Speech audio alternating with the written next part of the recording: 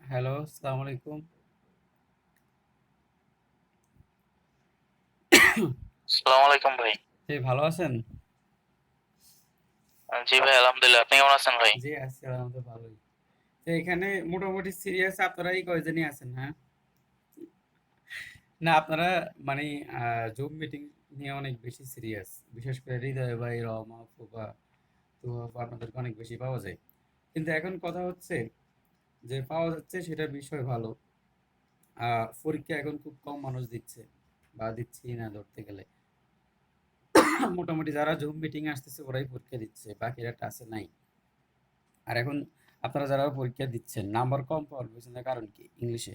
যেমন গতকাল আমাদের ওনার নাম জানি কি কাজল রেখা আপু যে প্রশ্নটা করছিল উনি একদম হুবাহু মানে আমরা যেই টপিকগুলো নিয়ে আলোচনা করি এগুলো উনি ওখান থেকে উঠিয়ে দিছে মানে একদম সরাসরি ওগুলাই আমি দেখলাম যে ম্যাক্সিমাম ওগুলাই উঠিয়ে দিছে বাইরে থেকে খুব একটা প্রশ্ন করে নাই এবং প্রশ্নটা ভালোই হয়েছিল যে একদম আমরা যেসব বিষয়গুলো নিয়ে আলোচনা করি ওগুলাই সে দিয়ে দিছে আরো কিছুটা একটু এদিক সেদিক করে কিছু প্রশ্ন দিছে মোটামুটি খুব ভালো মানসম্মত একটা প্রশ্ন মোটামুটি না মানে ভালোই বলা যায় যে খুব ভালো একটা প্রশ্ন উনি করছে তো এখন ওখানে নাম্বার মানে এমনি আমিও কয়েকটা ভুল করছি আমি মনে হয় 18টা হ্যাঁ 20টা দেখাইছে এর মধ্যে দুটো ভুল হয়ে গেছে মানে মানে আমার নিজেরও ভুল আর কি তো এটা হয় বা আমারও এটা ভুল হওয়া উচিত ছিল না তবে উনি কিছু বাইরে থেকেও প্রশ্ন করছে কিছু বিষয় আছে যে মানে সেটা মানা যায় ধরেন যে আপনার 4-5টা 5-6টা বলেছে সেটা মানা যায় কিন্তু এখন আবার এর বেশি হইলে আবার প্রবলেম তো এখন মূল কথা হচ্ছে যে আপনি কোনো জায়গায় টাইম ইনভেস্ট করতেছেন তো ওখান থেকে আবার আপনার আউটপুটটাও ভালো থাকতে হবে আর এটা সত্যি কথা বলতে যদি আমি অনেকদিন পরে এখন বলতেছি আপনাদেরকে যে আমাদের এখানে বা আমাদের এই গ্রুপে বা আমাদের এই মেম্বার সব তো বিদ্যাবাড়ি থেকেই নেওয়া তো এই জন্য যে আমাদের এদিকে মানে খুব সিরিয়াস লোকজন খুব একটা নাই মানে একটু কম হতে পারে আমার কাছে মনে হচ্ছে যে হয়তো বা এখানে অনেকেই আছে যে যাদের জবটা খুব একটা মানে দরকার না বা ওনারা আসলে এমনি ধরেন প্রিপারেশন নেয় ওরকম আরে আছে যেমন আমি ওই যে ফিটওয়ে এর একটা ভিডিও আছে ওটা আমি এখানে লিঙ্কটা দিয়ে দেব ওনার উনি 3টে স্টেপ নিয়ে কথা বলছিল আমার কাছে মনে হচ্ছে যে আসলেই তো আমরা যে কোনো 3টে স্টেপের মধ্যে একটা যে কোনো একটার মধ্যে সবাই পড়ে তো এর মধ্যে একটা স্টেপ দিছে এরকম যে উনি থার্ড স্টেপে যেগুলো বলছে এর কেউই আমরা একজনও না এখানে ঠিক আছে তো মানে উনি ফার্স্ট স্টেপ যেটা দিছে সেটা হচ্ছে যে কিছু ক্যান্ডিডেট যারা সবসময় পরীক্ষা দিবে মানে ওরা মানে খুশিতে ঠেলায় পরীক্ষা দিবে এরকম আরে মানে ধরেন যে ডেডিকেটেড না এরা পুলিশ ভেরিফিকেশন নিয়ে বেশি চিন্তা করবে পিচ্ছি 35 দিল কি দিল না সরকার 35 করলো কি করলো না এগুলো নিয়ে চিন্তা করবে পিচ্ছি এরকম করতেছে কেন মানে দুনিয়ার আজারিয়া চিন্তা যা আছে সবকিছু এরা বসে বসে করবে এবং এরা কেউই জব পাবে না এখন আল্লাহ না করুক আমরা কেউ যাতে এই ক্যাটাগরির মধ্যে না পড়ি ঠিক আছে আর সেকেন্ড ক্যাটাগরি যেটা এরা হলো ফ্রিলি প্রস্তুতি মানে এরা সব কিছু মুখস্থ করতে চায় যেখান থেকেই পাবে ওখান থেকেই মুখস্থ করবে এদেরকে বই একটা যদি বলেন যে এই বইটা পড়ো ওরা আপনাকে জিজ্ঞাসা করবে এটা কি মুখস্থ করবো এরকম মানে ওরা বেসিক বই পড়তে চায় না তারা শুধু বিসিএস এর পড়া পড়ে এবং প্রচুর পড়াশোনা করে এবং এবং বলতেছে যে ওরা টিকবে মানে এই ক্যাটাগরি যারা ওরা আপনার মানে বিসিএস এর ফিল্ডেই টিকবে তবে কখনো রিটেন বা ক্যাডার হবে না তো এই একটা ক্যাটাগরি আর থার্ড ক্যাটাগরি বলে যে আই হ্যাভ এ প্ল্যান মানে ওরা বলে সেকেন্ড ক্যাটাগরি বলে যে এটা আমার স্বপ্ন আমি এটা করব আর থার্ড ক্যাটাগরি যারা ওরা বলে আই হ্যাভ এ প্ল্যান মানে আমার একটা সুনির্দিষ্ট পরিকল্পনা আছে যে আমি এই পরিকল্পনাটাকে বাস্তবায়ন করব এবং তারা মোটামুটি খুব ধরেন যে বেসিক থেকে পড়ার চেষ্টা করে বা যে কোনো জিনিস খুঁটিয়ে পড়ার চেষ্টা করে, তারা একটু প্রচুর বইপত্র পড়ে। ধরেন আউট যেসব বইগুলা, রেফারেন্স যেসব বইগুলো ওগুলা পড়ে। তো এরকম মোটামুটি যে আ তারা খুব অ্যাক্টিভ থাকে। ঠিক আছে? বা যেকোনো বিষয় নিয়ে তারা আপনার একটু বই-টই যখন তারা পড়ে তখন তাদের একটা বেসিকটা ভালো গ্রোথ হয় এবং এরাই মূলত আপনার ৯ম গ্রেডের জব-টব যেগুলো আছে ওগুলা পায়। তো এখন এখানে মূল কথা হচ্ছে যে আমরা যদি এক কথায় বলি তাহলে আমাদের এখানে বিসিএস এর যে প্রার্থী, যে বিসিএস হওয়ার জন্য বা বিসিএস ক্যাডার হওয়ার জন্য আ যেই প্রার্থীগুলা থাকে, ওই প্রার্থীগুলা কিন্তু আমরা এখানে কেউই নয়। ঠিক আছে? মানে ওনার যে ক্যাটেগরিটা বা এখন বর্তমানে যারা বলে, যারা আপনার ক্যাডাররা যারা কথাবার্তা বলে ইউটিউবে, ফেসবুকে, তো ওদের কথার সাথে মিলিয়ে দেখলাম যে আসলে কথাগুলা সত্য। যেটা সত্য সেটা দ্রুত মেনে নেওয়াটাই ভালো। এবং আমার কাছে মনে হয়েছিল যে আমারও অনেক কিছু বিষয় পরিবর্তন করা উচিত, যা আমি এখনো থার্ড ক্যাটাগরির মধ্যে যাইতে পারি নাই। ঠিক আছে? তার মানে বোঝা গেল যে আমাদের এখানে আমরা যেখানে যারাই আছি, আমাদের যদি স্বপ্নটা ভালো থাকে, তাহলে সামনের দিকে রান করা উচিত বা ওইভাবেই আপনাকে চেষ্টা করতে হবে। এখন সেই ক্ষেত্রে আরেকটা আছে যে একটা দ্য ক্যাডার একটা বই আছে। ওই বইয়ের লেখক। তো উনি বলল যে আপনার শুধু স্বপ্ন থাকলে হবে না, আপনার ফাইন্যান্সিয়াল যে বিষয়টা সেটাও আপনাকে আবার মাথায় রাখতে হবে। যে আপনি ১.৫ ২ বছর বা ২ বছর ধরেন আপনি নিজেকে ক্যারি করতে পারবেন কিনা। আপনার কিছু বইপত্র কেনার বিষয় আছে। কিছু ইনভেস্টমেন্ট বিষয় আছে। এটা একটা বিজনেস। বিজনেসে কখনো ইনভেস্টমেন্ট ছাড়া হয় না। তো এই সবকিছু চিন্তা ভাবনা করে আমার কাছে মনে হচ্ছে যে আমাদের এখানে বা আমরা যদি সবকিছু মিলে চিন্তা করি, আমাদের এখানে ধরেন যে মানে যেই প্যাটার্নটা আগে ফলো করা উচিত, সেটা হচ্ছে যেকোনো একটা জব পাওয়ানো উচিত। যেমন আমাদের এখানে অনেক আপুরা আছেন বা ভাইয়েরা আছেন যে আপনারা একটা জব পাইলে আপনাদের জন্য যেহেতু এজ আছে, সামনে যেহেতু অনেক লম্বা একটা এজ আছে, সবাই ৫-৬ বার বিসিএস দিতে পারবেন। তো এখন যদি আপনি এই বছর কষ্ট করে যদি একটা চাকরি পান, বিশেষ করে আপুদের জন্য সুবিধা হবে প্রাইমারিতে। আপনি যদি একটা প্রাইমারি জব পেয়ে যান, এরপরে আপনি আস্তে আস্তে বসে আপনি আপনার নিজের লাইফটাকে নিয়ে চিন্তা করতে পারতেছেন। কারণ মোটামুটি আপনারা তো এজ ৩০ হওয়া এখনো অনেক বাকি। তাহলে সব মিলে আপনাদের সবার বা এই মুহূর্তে প্ল্যান হওয়া উচিত এরকম যে সামনেই যে পরীক্ষাটা হবে বিসিএস, সামনে যে প্রাইমারি পরীক্ষা হবে সেই প্রাইমারিতে যাতে আপনাদের একটা সিট নিশ্চিত আল্লাহর রহমতে থাকে। তো এরপরে প্রাইমারিতে জয়েন করার পরে এবার আপনি আস্তে আস্তে বিভিন্ন ফাইন্যান্সিয়াল ভাবে আপনি সলভেন্ট হয়ে যাবেন। যে কোনো দিকে আপনি টাকা পয়সা খরচ করতে পারবেন বা এটা আপনার জন্য সুবিধা হবে। ঠিক আছে? তো এখন যেটা হচ্ছে যে আপনি বাস্তবতাকে কখনো বিদ্রাঙ্গুল দেখে আপনি আগাইতে পারবেন না। ঠিক আছে? তাহলে আপনার চলার পথ যদি কঠিন হয়, তাহলে আপনি কতক্ষণ লড়াই করবেন? তাহলে এখন আপনার উচিত হবে যে চলার পথটা যতটুকু সম্ভব সহজ করা যায় কিনা। এখন সহজ করতে হলে আপনি যেহেতু মেয়ে মানুষ, আপনার জন্য প্রাইমারি জবটা মানে আপনার জন্য সুবিধা হবে। এখন প্রাইমারি জব পেতে হলে আপনাকে গণিত, বাংলা, ইংরেজি এই ৩ টা জায়গায় ভালো থাকতে হবে। এখন এই ৩ টা জায়গায় ভালো থাকতে হলে আপনি কই থেকে পড়বেন? যেমন ইংলিশে হলো মাস্টার বই, এটার উপরে আর কোনো বই নাই। সুশান্ত ফলাদিন বলছে যে মানে মাস্টার বইয়ের ধারে কাছে অন্য কোনো বই নাই। আপনি মাস্টার বই যদি পড়েন আপনি বিসিএস ফ্রিলি টিকবেন। প্রাইমারিতে পড়ার কথা। ঠিক আছে? তাইলে সাধারণত বিসিএস এ সাধারণত প্রাইমারিতে যেই সেক্টরগুলা থেকে সবচাইতে বেশি প্রশ্ন আসে সেগুলা কিন্তু আমরা এখন পড়তেছি যে noun, pronoun, identification of parts of speech, তারপর হচ্ছে আপনার subject, verb, agreement, right form of verb, এগুলা খুব বেশি পরিমাণে গ্রামার বেসড প্রশ্ন হয় এবং এগুলা আমাদের পরীক্ষা হচ্ছে। বা আমরা এই সপ্তাহে যে টার্গেটটা সেটাও পরীক্ষা, এগুলাই থাকবে এবং আমরা সামনের দিকেও যে পরীক্ষাগুলো হবে সেই পরীক্ষাগুলোতে ওই নাউন, প্রোনাউন এই ধরনের বা এই টপিকগুলা টানা হবেই। ঠিক আছে? যাতে আপনি এখানে প্রচুর পরিমাণে পরীক্ষা দিয়ে ভুল করেন, কিন্তু পরীক্ষা হলে আপনার এই ভুলগুলা হবে না। ঠিক আছে? তাহলে আপনি সর্বোচ্চ প্রিপারেশন নিয়ে পরীক্ষা দিবেন। একই টপিকের উপর এত বেশি পরীক্ষা কারা নেবে? ঠিক আছে? তো এখানে মানে কোনো কোচিং তো এগুলা করে না।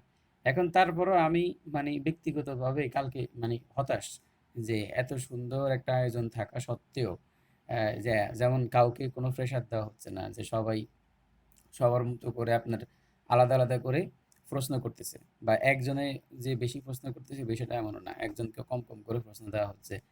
তো এত সুযোগ সুবিধা থাকার পরেও কেউ পরীক্ষা দিচ্ছে না। আমি গতকাল তো একটা পোস্টে বললাম যে প্রয়োজনে আপনি দেখে পরীক্ষা দেন। মানে টাইম আপনাকে 40 মিনিট দেওয়া হলো, ধরেন আগামী পরীক্ষাটা 100 মার্কের পরীক্ষাতে, তাহলে আমরা আমি মনে হয় 100 মার্কের পরীক্ষাতে 1 ঘন্টা 10 মিনিটের বলছিলাম, আমি 10 মিনিট বেশি দিছি, কারণ হচ্ছে যে ম্যাথ আছে এই জন্য। তো 1 ঘন্টা 10 মিনিট বললাম 100 মার্কের পরীক্ষা। তো 100 মার্কের পরীক্ষা যদি 1 ঘন্টা 10 মিনিট হয়, তো আপনি প্রয়োজনে, এই জন্য তো বেশি টাইম দেওয়া হলো, প্রয়োজনে বই খুলে খুলে দেখে দেখে পরীক্ষা দেন, ঠিক আছে? তাও অন্তত বই খুলতে যেয়ে কিছু পড়াশোনা হবে, বা আপনি বই খুলে পরীক্ষা দিতে দিতে একটা সময় আপনার নিজের কাছে লজ্জা লাগবে, চিন্তা করুন যে ধরো কত আর বই খুলে দেবো, আগামী সপ্তাহে ভালো প্রিপারেশন নেই। আমি পরীক্ষার গুরুত্বটা বোঝানোর জন্যই বললাম যে আপনি প্রয়োজনে বই খুলে পরীক্ষা দেন, তখন আপনার কাছে মনে হবে যে আপনার কাছে পরীক্ষাটা দেওয়া উচিত। এই যে এই কথাগুলো বলতেছি, তো এই ভিডিওগুলো কিন্তু দেখে না, ঠিক আছে? এই ভিডিওগুলো কিন্তু খুব কম সংখ্যক মানুষ দেখে, বা 4-5 জন বা 6-7 জন। তার মানে এই মেসেজগুলো কিন্তু সবাই পাচ্ছে না। তার মানে আসলে আমরা এই মুহূর্তে যাদেরকে নিয়ে কথা বলতেছি, তারা কিন্তু এখন এই মুহূর্তে না আছে লাইভে, আপনার না দেখবে পরে রেকর্ড। তার মানে আসলে ওনাদেরকে নিয়ে আসলে কথা আমরা ধীরে ধীরে বাদই দিয়ে দেব। মানে ধরেন যে হয়তোবা আর 1 সপ্তাহ, 1 সপ্তাহ পরে হয়তোবা যে যারা আহ, এখন কোনো কিছুতে অংশগ্রহণ করতেছে না, তাদেরকে আমরা ইন্সপায়ারেশন দেব না। তো এখন সেই ক্ষেত্রে বোঝা গেল যে ওই যে বললাম যে দূরে ধারে না ধরার চাইতে যেটা আপনার জালের মধ্যে এসে পড়বো, ওইটা কি শুধু টানা টাইনে নেওয়া হবে, এরকম আর কি। এখন এই জন্যই বললাম যে যেমন ধরেন যে অনেক সময়, যেমন আজকে চিন্তা করলাম যে মানুষজন কম, আজকে বাদ দিয়ে দিই, কি দরকার বসার। পরে চিন্তা করলাম যে না, কয়েকজন তো আপনারা ইন্টারেস্টেড আছেন, তাহলে আপনাদের তো কোনো দোষ নাই, ঠিক আছে? যারা এখানে প্রেজেন্ট হচ্ছেন, আপনাদের তো কোনো দোষ নেই, আপনারা তো চাচ্ছেন হওয়ার জন্য।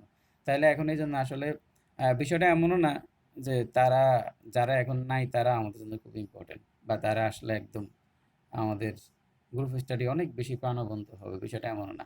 আমাদের এটা মোটামুটি অল্প কয়েকজন নিয়ে চালালেও হয়। তো সব মিলে যেটা হচ্ছে যে আমি চাইছিলাম, মানে শুরুতে শুরুতে চাইছিলাম যে এটা, যে বেশি সংখ্যক মানুষ যদি অ্যাক্টিভ হয়, তখন সবারই আহ, সবার মধ্যে কিছু না কিছু ট্যালেন্ট, কিছু না কিছু বিষয় আছে আহ, নিজেকে ফুটিয়ে তোলার জন্য। পরে দেখলাম যে সামহাও এখন আমার কাছে মনে হচ্ছে যে অনেকের হয়তো বা মানে নিজেই খুঁজে পাচ্ছে না যে তার মধ্যে কি আছে, মানুষের বলবে কি, ঠিক আছে? এরকমও হইতে পারে যে নিজেই খুঁজে পাচ্ছে না যে কি, তাও সে আমাদেরকে তো এই জন্য আসলে বোঝা গেল যে হয়তো বা অনেকের ক্ষেত্রে অনেককে আমি রং চয়েস করছি। মানুষের জীবনে এরকম হয়ে থাকে যে বিভিন্ন সময় যে আপনার রং চয়েস হয়, যে মনে হচ্ছে না এর সাথে থাকলে সারা জীবন ভালো থাকা যাবে, কিন্তু পরে দেখা গেল আসলে যে এই তার চয়েসটাই হচ্ছে খারাপ, বা এই চয়েসের জন্যই আসলে সে ভালো থাকতেছে পারতেছে না। তো এরকম হয় মাঝে মাঝে। তো এখন সেই ক্ষেত্রে হয়, তো ওই জন্য আমি ওদিনকে বললাম যে মানুষকে চেনা যায় 2টা কাজে। একটা হচ্ছে যে আপনি টাকা হাওলাত দিবেন আপনার আত্মীয়-স্বজন। আপনি যদি কারো নিকট আত্মীয় কাউকে সাথে যদি সারা জীবন ভালো থাকতে চান, আপনি কখনো তাকে টাকা হাওলাত দিবেন না। টাকা হাওলাত দিলে তাহলে আপনার সম্পর্কটা নষ্ট হয়ে যাবে। মানেই যখন আপনি কাউকে, নিকট আত্মীয় কাউকে টাকা হাওলাত দিবেন, তাহলে আপনাকে 2টা জিনিস চিন্তা করতে হবে। হয়তোবা টাকাটা চিন্তা করতে হবে। যদি টাকা চিন্তা করেন তাহলে আপনার সম্পর্ক শেষ। আর যদি সম্পর্ক চিন্তা করেন তাহলে আপনার টাকা শেষ। ঠিক আছে? তাহলে এই যিনি বলেন যে, এজন্য বলে যে কাউকে আপনার জাজ করতে হলে আপনি তাকে টাকা হাওলাত দিয়ে জাজ করতে পারেন লোকটা কেমন। আর আরেকটা হচ্ছে যে মানুষকে চিনতে হলে মানুষকে আসলে বিয়ে করতে হয়। বিয়ে করলে বুঝে যে এই মানুষটা কেমন, বুঝে যায়। ঠিক আছে? তো এইজন্য আসলে যে খুবই মানে ১ম টা সমস্যা নাই, টাকা হাওলাত দিলেন। কিন্তু ২য় টা খুব রিস্ক। যে আপনি কাউকে বিয়ে করে সে বুঝতেছেন যে সে কিরকম। ওটা তো আর মানে কিছু করার নেই। এটাকেই বয়ে চলতে হবে। তো যাই হোক, যে আমার কাছে মনে হয়েছিল যে কিছু মানুষ এখানে খুব ভালো অ্যাক্টিভ থাকবে, বা তাদেরকে তারা, আমরা একেকটা সাবজেক্টের জন্য একেকজন আ আলাদা, আলাদা করে দেব। তারা কথাবার্তা বলবে। মোটামুটি একটা প্রাণবন্ত হবে। কিন্তু দেখতেছি যে আসলে বিষয়টা এরকম না। যে মানে এখানে খুব বেশি সংখ্যক মানুষ নিজেকে এখানে আ মানে কথা বলবে, বা জুম মিটিং প্রেজেন্টেশন দিবে, বা সে যা জানে এটাকে এখানে প্রকাশ করবে। বা ধরেন যে পড়াশোনার সাথে সম্পৃক্ত থাকবে। ঠিক আছে? তো যদি এরকম মানুষ এখানে খুব কম। এখন আপনারা বলতে পারেন যে এখানে পরীক্ষা দেয় না তার মানে এই না যে সে পড়ে না। আমি বলব যে এটা সঠিক। যে আসলেই যারা এখানে পরীক্ষা দেয় না তারা মনে করে তারা আসলে পড়ে না। কেন জানেন? কারণ হচ্ছে যে এই টপিকগুলা একদম প্রাইমারি লেভেলের টপিক। মানে এই টপিকগুলা ছাড়া আপনি কখনোই একটা মানে পিওনের চাকরিও পাবেন না সরকারি জবে। এই টপিকগুলা ব্যতীত কেউ পিওনের চাকরিও পাবে না। ঠিক আছে, পিওনেদের তো পরীক্ষা হয় ওই যে 18তম 20 গ্রেড টেট ওগুলা। তাহলে এইসব পরীক্ষাগুলা, এইসব চাকরি পরীক্ষাগুলো অবশ্যই, এসব প্রশ্নগুলো অবশ্যই দরকার। এখন এগুলা সব বাংলা, অঙ্ক, ইংরেজি থেকে। ঠিক আছে, বেসিক সাবজেক্ট, বিষয়টা এমন না যে সাধারণ জ্ঞান। এবং সবাই মোটামুটি এখানে 1 বছর হয়ে গেছে যে আমরা মোটামুটি প্রিপারেশন নিচ্ছি, 1 বছর হয়ে গেছে। তাহলে এই স্টেজে আইসাও যারা এই প্রাইমারি লেভেলের প্রশ্নগুলা ক্ষেত্রে পরীক্ষা দিতে ভয় পাবে, তাদেরকে আপনি কেমনে বুঝবেন যে ওনারা বাসায় পড়াশোনা করতেছে? এটা খুবই কমন একটা বিষয়। এখন বলতে পারে যে আমরা তো অনেকে নিবন্ধন পরীক্ষার জন্য ট্রাই করতেছি। লিখিত তো নিবন্ধন পরীক্ষার জন্য ট্রাই করলে আপনি কিছুদিন আগে তো এগুলো পড়ে আসছেন। এখন আপনি দেখেন যে কয়টা মনে আছে আপনার। মানে পরীক্ষা দেওয়া তো কোনো বিষয় না। ঠিক আছে? যে মানে এখানে যেকোনো লেভেলের মানুষ পরীক্ষা দিলে ১ম নাম্বার কম পাইলে কম পাবে, তাও তো একবার রিভিশন হবে। অথবা যে নিবন্ধন প আ পরীক্ষা দিবে, রিটেন দিবে চিন্তা করছে, তাহলে সে অবশ্যই ফিল্ডে টিকবে। আর ফিল্ডে টিকতে হলে তো পড়াতে এগুলাই আপনি পড়ে আসছেন। তাহলে মাত্র তাহলে আপনার জন্য আরো ভালো। আপনি মাত্র ১০ মিনিট বা আপনি মোটামুটি ২-৩ ঘন্টা রিভিশন দিলে এগুলা সব পড়া হয়ে যাচ্ছে। তাহলে আপনি ২-৩ ঘন্টাও রিভিশন দিচ্ছেন না, না দিয়ে পরীক্ষাও দিতেছেন না। তাহলে আমরা কেমনে বুঝবো যে না আপনি নিজে, নিজে প্রিপারেশন নিচ্ছেন? তাহলে মূল কথা হচ্ছে যে যদি সবকিছুকে একসাথে করি, তাহলে সেটা হয়ে যাচ্ছে এখানে এরকম যে রিয়াল কম্পিটিটর বা একজন চাকরি পরীক্ষার্থীদের মধ্যে যেরকম বৈশিষ্ট্য থাকে, ঠিক আছে? ওরকম সংখ্যা-টংখ্যা এখানে খুব কম। হ্যাঁ, এরপরে ধরেন যদি আরেকটা বিষয় আছে। ধরেন যদি এমন হইতো যে না আমাদের পোস্টগুলা কেউ দেখতেছে না, ফলো করতেছে না বা পোস্টগুলা সিন হচ্ছে ৪-৫ জন, সেই ৪-৫ জনই পরীক্ষা দিছে, ৪-৫ জনই দেখতেছে। কিন্তু এখানে দেখা যাচ্ছে না, যে এখানে যে গ্রুপের এই বিষয়গুলো অন লিখা আছে যে কোনো মেসেজই মিস হয় না। সবাই দেখে, আইসা দেখে। কিন্তু এরপরে আবার আর পরীক্ষাটা কিন্তু দেয় না। ঠিক আছে? বা পরীক্ষাটা দেয় নাই সেটা তো গতকাল যেটা বললাম কম ছিল। তো যাই হোক সামনের দিকে যেটা বাড়বে। আর এখানে আরেকটা কথা হচ্ছে যে আমাদের এই যে জুম মিটিং এর আবশ্যক না।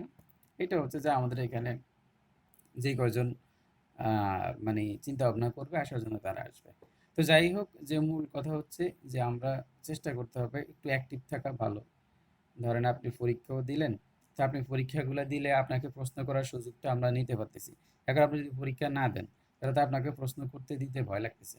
কারণ হচ্ছে আপনি যদি জুলাইয়ে দেন টাইম মতো, ধরেন যে আপনার পরীক্ষার প্রশ্ন করেন নাই, তখন তো আপনাকে খুঁজেও পাওয়া যাবে না। ঠিক আছে? তো যাই হোক, যে সব মিলে এই ধরনের মানে তার মানে আপনারা এখানে যারা আছেন বা ৪ জন আছেন, আমি ছাড়া ৩ জন। তাহলে এখানে এটাই হলো মূল বাস্তবতা।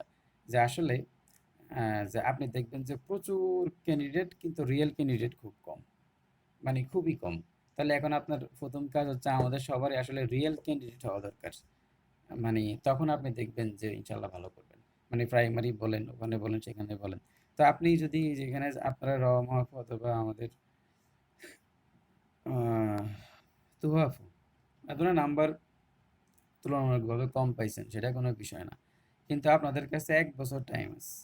আপনারা যদি ১ বছর গণিত, ইংরেজি, বাংলা এগুলোর উপর ভালো ফোকাস করেন, আর মনে রাখবেন এখান থেকে যেই পরীক্ষাগুলো হচ্ছে, এই পরীক্ষাগুলোতে আপনি ডে বাই ডে নাম্বার বৃদ্ধি করবেন। ঠিক আছে? যদি ৫৫ মার্কসের পরীক্ষা হয়, আপনাকে এই প্রশ্নে ৫২ পাইতে হবে। নয়তোবা আপনি প্রাইমারিতে টিকবেন না। ঠিক আছে? মানে ৫৫ হইলে ৫৫ তে ৫২ পাইতে হবে এখানকার প্রশ্নে। তাহলে তখন আপনি যেয়ে পরীক্ষা হলে যেয়ে ভালো করবেন। নয়তোবা দেখা গেছে আপনি কম পাইলে হবে না। নাম্বার আপনার মানে আপনার র‍্যাংকিং এ আপনি আসবেন না। কারণ আপনার এলাকায় যে সকল মেয়েরা এখন ইউনিভার্সিটিতে পড়ে বা শহরের দিকে আছে, তারা কিন্তু আপনার সাথে এসে কম্পিটিশন করবে। তার মানে বোঝা গেল তারা ইউনিভার্সিটিতে পড়ে, তার মানে আর্টস ফ্যাকাল্টিতে বা বিভিন্ন ফ্যাকাল্টিতে পড়ে, তার মানে অবশ্যই তারা একটা কম্পিটিশনে গেছিল আগে। ঠিক আছে? তাদের সেই অভিজ্ঞতাটা আছে। তাহলে এখন আপনি যদি তাদেরকে ওভারটেক করতে হয়, তাহলে আপনাকে অনেক বেশি পরিমাণে পরিশ্রম করতে হবে। সেজন্য বলে যে মেধাবী মানুষ ব্যর্থ হয়, তবে পরিশ্রমী মানুষ কখনো ব্যর্থ হয় না। যে কারো মধ্যে যদি মেধা থাকে, সে ব্যর্থ হওয়ার সম্ভাবনা আছে। কারণ সে পরিশ্রম করে না। কিন্তু যার পরিশ্রম করার মানসিকতা আছে সে কখনো ব্যর্থ হয় না। তো এই জিনিসটা শুধুমাত্র দেখেন যে বিশ্বাস হচ্ছে এরকম যে আপনাকে কোনো একটা ঠুনকো বিষয়ের উপর বিশ্বাস করেও যে আপনি মানে এটা অনুভবের মতো একটা বিষয়। যেমন সৃষ্টিকর্তাকে আপনি দেখেন নাই, কিন্তু আপনি অনুভব করতেছেন। তো ঠিকও কিছু বিষয়কে, কিছু কথাকে আপনি এভাবে অনুভব করে আগায়ে যাবেন। মানে আপনি অনুভব করবেন, যেমন আমরা সৃষ্টিকর্তাকে না দেখে বিশ্বাস করি, ঠিক এই কথাটাকেই, না দেখে বিশ্বাস। মানে এটা আপনার ফিলোসফি যে মেধাবী মানুষ ব্যর্থ হয় কিন্তু পরিশ্রমীরা ব্যর্থ হয় না। এই জিনিসটা আপনার মাথায় সবসময় রাখেন বা টেবিলের সামনে লিখে রাখেন। আপনি তো যেহেতু নাম্বার কম পাচ্ছেন, তাহলে আপনি মনে মনে নিজেকে মেধাহীন ভাবতেছেন যে আমি যেহেতু কম পাচ্ছি নাম্বার, ঠিক আছে? কিন্তু আপনি এইটা চিন্তা না করে উল্টাভাবে চিন্তা করেন। আপনি চিন্তা করেন যে আপনি পরিশ্রম কম করতেছেন। এখন যদি বলেন যে পরিশ্রম না আমি বেশি করছি, তাহলে মনে করবেন যে সেই পরিশ্রমের মধ্যে অবশ্যই কোনো না কোনো ত্রুটি ছিল। এইজন্যই আপনি ভালো মার্কসটা পান নাই। ঠিক আছে? তো এটাই হলো মূল বিষয় যে সেই পরিশ্রমের মধ্যেও হয়তোবা আপনার ত্রুটি থাকতে পারে। আমাদের হৃদয় বায়ু ডিসকানেক্ট হয়ে গেছে। আচ্ছা ঠিক আছে, সমস্যা নাই। তাহলে আমরা শুরু করি। এখন আপনারা ২ জনই আছেন। তো এবার আপনাদের ২ জনকে দিয়েই শুরু করি।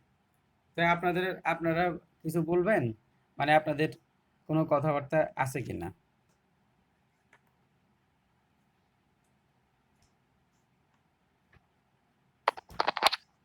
নাই ভাইয়া। নাই? না, কি বলবো? কি বলবেন খুঁজে পাচ্ছেন না? তো এখন আপনারা ২ জন, আমি তো পারি না, আমি কি বলবো? পারলে না বলতাম। মানে ও আচ্ছা। না আপনার সমস্যা যদি হয় যে বা আপনার মানে আপনি যে পড়াশোনা করতেছেন এটা কোনো সমস্যা হয় মানে আমার তো সবকিছুতে সমস্যা লাগে ভাইয়া। সবকিছুতে সমস্যা লাগে মানে এটা আবার কিরকম? ইংরেজি ইংরেজি আচ্ছা পারি ইংরেজি। না ভাইয়া, সত্যি। তো ইংরেজি পারি না পারেন দেখে পড়ারও ইচ্ছা করে না। না, ইংরেজি পারেন না, তা আপনি এখানে প্রশ্ন করেন না কেন?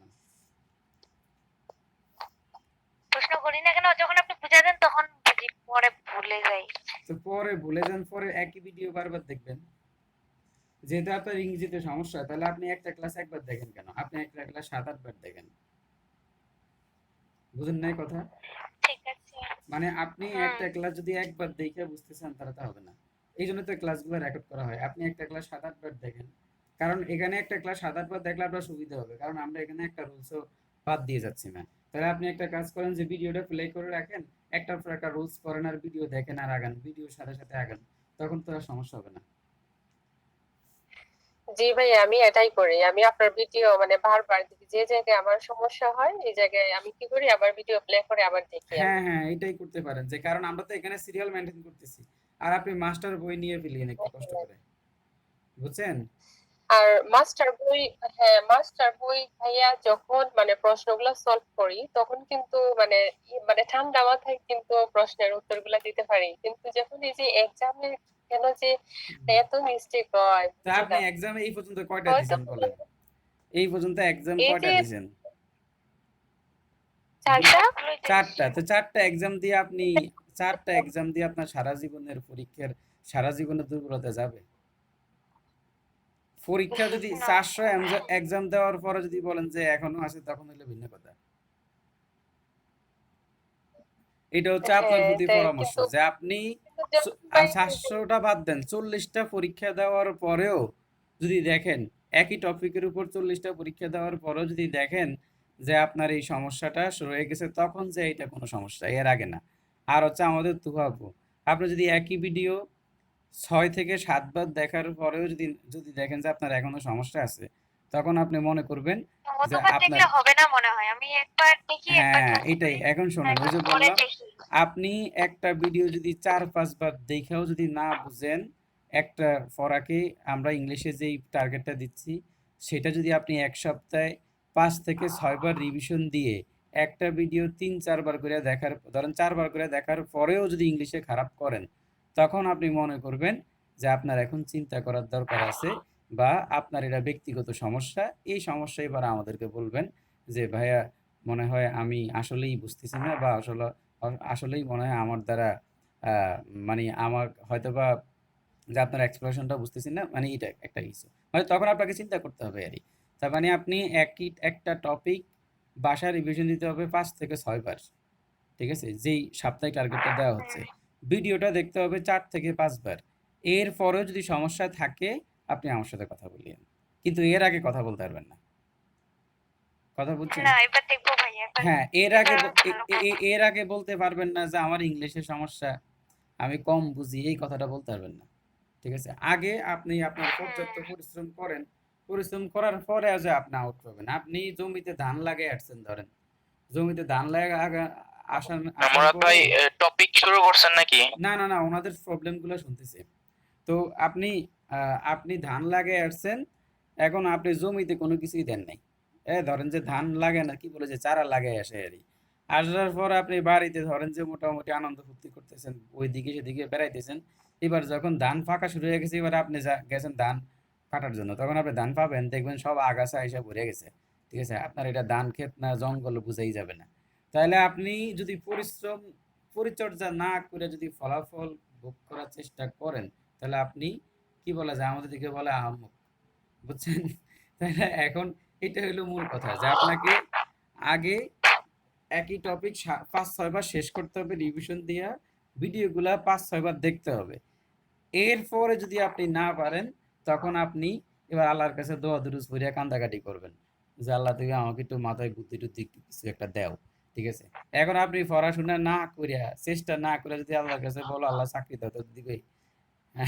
আল্লাহ কেমনে দিবে? জিব্রাইল ফাটাই এবার দিবে? করবো ভাইয়া, চেষ্টা করবো। সেটাই তো, জিব্রাইল তো আর পাঠিয়ে দিবে না। এখন কথা হচ্ছে, দেখেন যে কথা এগুলা আপনাদের কাছে শুনতে হয়তো বা খারাপ মনে হতে পারে, কিন্তু এটাই হচ্ছে বাস্তবতা।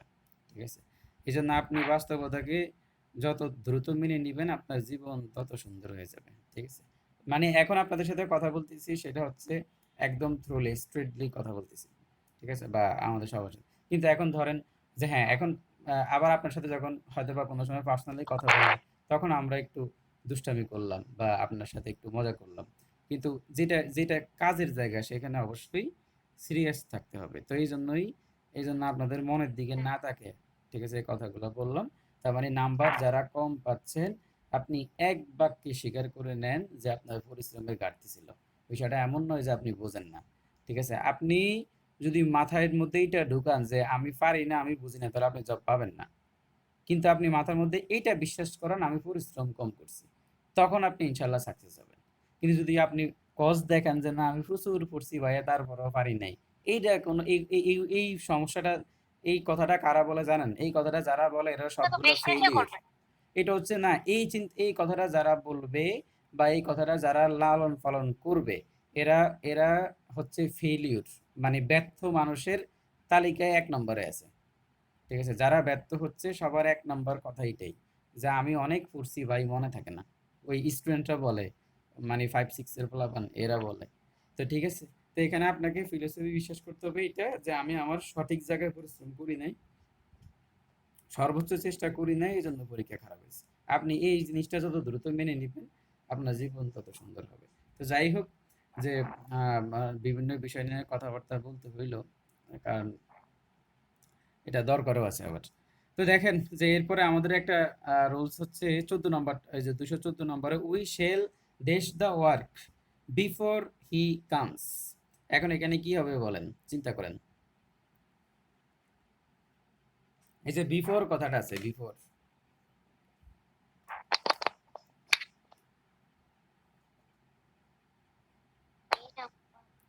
তো বিফোরের রুলস মনে আছে? বিফোরের পূর্বে হয় ফাস্ট পারফেক্ট, বিফোরের পূর্বে ফাস্ট পারফেক্ট। এখন বিফোরের পূর্বে যদি এখানে ফাস্ট পারফেক্ট না থাকে, ভাই হ্যাভ ফিনিশড হতে পারে। হ্যাঁ, এখন ফার্স্ট পারফেক্ট হবে, বিফোরের পূর্বে ফার্স্ট পারফেক্ট হবে।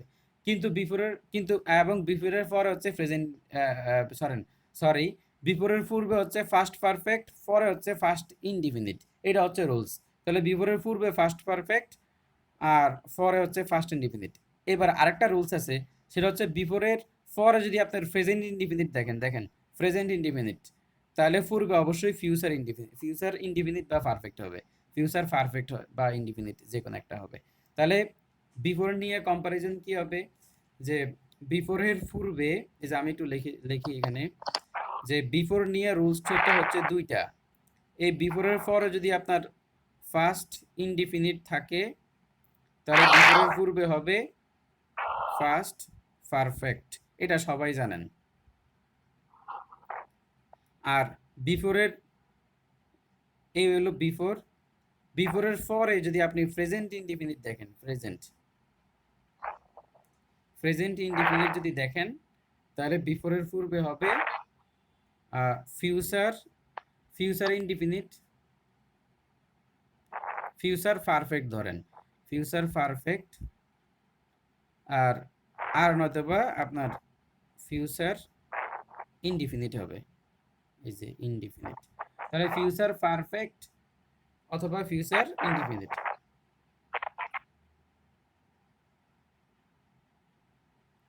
আচ্ছা, এখানে ফিউচার পারফেক্ট অথবা ফিউচার ইনডিফিনিট, বুঝছেন? তাহলে এখন দেখেন যে বিফোরের পরে আছে ফার্স্ট ইনডিফিনিট, বিফোরের বিফোরের পরে আছে প্রেজেন্ট ইনডিফিনিট। দেখেন হি কামস, প্রেজেন্ট ইনডিফিনিট। যেহেতু বিফোরের পরে প্রেজেন্ট ইনডিফিনিট আছে, তাহলে পূর্বে অবশ্যই ফিউচার পারফেক্ট অথবা ফিউচার ইনডিফিনিট হবে। এখন ফিউচার পারফেক্ট বা ফিউচার ইনডিফিনিট কোথায় আছে দেখেন, যেমন এই যে দেখেন ফিউচার, এই যে এখানে ফিউচার ইনডিফিনিট একটা তো নাই, কিন্তু ফিউচার পারফেক্ট আছে, এই যে হ্যাভ ফিনিশড। তাহলে এবার বিফোর নিয়ে কনফিউশনটা গেল। তাহলে বিফোরের পরে যদি ফার্স্ট ইনডিফিনিট দেখেন, তাহলে পূর্বে ফার্স্ট পারফেক্ট হবে, কিন্তু বিফোরের পরে যদি প্রেজেন্ট ইনডিফিনিট দেখেন, তাহলে পূর্বে অবশ্যই ফিউচার পারফেক্ট অথবা ফিউচার ইনডিফিনিট হবে। এটাই হচ্ছে বিফোরের রুলস। তারপরে দেখেন 220 নাম্বারটা।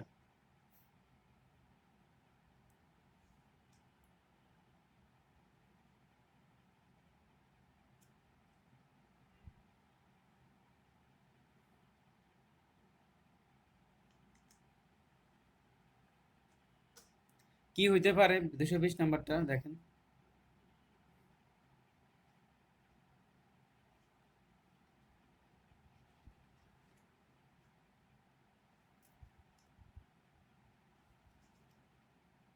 একটু তাড়াতাড়ি বলেন। হ্যাভ ফিনিশ হতে পারে ভাই। এখন আচ্ছা ঠিক আছে, আমরা আজকে একটু দ্রুত আগাই, যেহেতু ওদিকে টাইম চলে গেছে। এখানে আফটার হ্যাভ ফিনিশ হতে পারে ভাই। হ্যাঁ, আফটার রুলস হচ্ছে, আচ্ছা তাহলে আপনার আগে দেখেন যে আপনার রুলসটা আমরা একটু ফলো করি। আপনার আগের সেন্টেন্সটা আপনি দেখেন, ফিউচার ইনডিফিনিট, ফিউচার ইনডিফিনিট। আপনার আগে যদি ফিউচার ইনডিফিনিট হয়, তাহলে আপনার পরে অবশ্যই প্রেজেন্ট ইনডিফিনিট, প্রেজেন্ট পারফেক্ট হবে। তাহলে দেখেন ফিউচার ইনডিফিনিট হইলে কখনো এই পাশে ফার্স্ট হবে না, এই পাশে হবে প্রেজেন্ট। মনে রাখবেন যে মানে এক পাশে যদি ফিউচার টেন্স হয়, শুরুতে যদি ফিউচার হয়, তাহলে শেষে অবশ্যই প্রেজেন্ট। ঠিক আছে, প্রেজেন্ট ইনডিফিনিট টেন্স হয় অথবা প্রেজেন্ট পারফেক্ট। এখন এখানে যেহেতু ফিউচার ইনডিফিনিট আছে আপনার আগে, তাহলে আপনার পরে অবশ্যই প্রেজেন্ট, আপনার প্রেজেন্ট পারফেক্ট হবে, প্রেজেন্ট পারফেক্ট। তাহলে প্রেজেন্ট পারফেক্ট কোথায় আছে, এই যে এখানে হ্যাভ ফিনিশ। তাহলে রুলসটা কি, যে আফটারের আগে দেখেন যে আফটার, এই তো আফটার, তো আফটারের পরে সাধারণত ফার্স্ট পারফেক্ট হয়, ফার্স্ট পারফেক্ট। আর আফটারের আগে হচ্ছে আপনার ফার্স্ট ইনডিফিনিট, এটা একদম ছোটবেলা থেকে জানেন।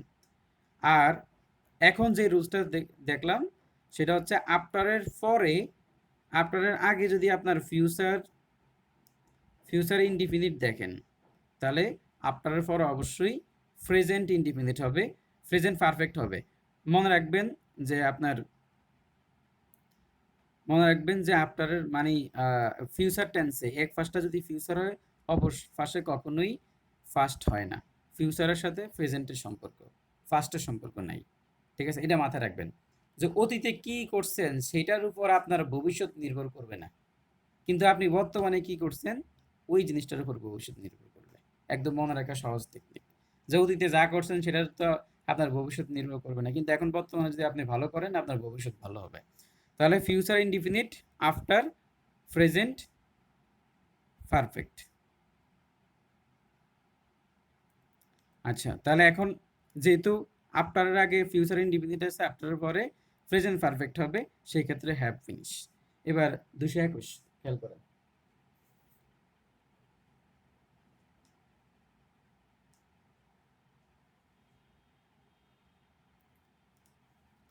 দুইশো 21 নাম্বারটা কি হবে, I dash to London 2 years ago,